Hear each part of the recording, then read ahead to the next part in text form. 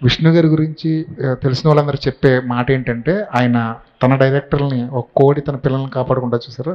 అలా కాపాడుకుంటుంటుంటారు అని చెప్తుంటారు కదా! కరెక్ట్ అండి అది. మీ మీ ఎక్స్‌పీరియన్స్ ఏంటి ఆ విషయంలో? చాలా కంఫర్ట్ అండి. అంటే డెబ్యూ డైరెక్టర్‌కి ఏం కావాలి? ఎందుకంటే ఓ డెబ్యూ డైరెక్టర్‌కి సో మెనీ థింగ్స్ ఉంటాయి.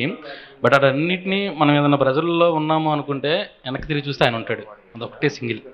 సో నీట్‌గా అంటే మనకి చాలా బౌండెడ్‌గా సపోర్ట్ చేసి ఏం కావాలి? ఏంటి? అంటే ఓ డెబ్యూ డైరెక్టర్ చాలా అనుకుంటాడు ఓ సినిమా తీయడానికి. ఇలా కావాలి, అలా కావాలని. అది ఖచ్చితంగా వచ్చేలాగా ఆయన ప్లాన్ చేస్తారు.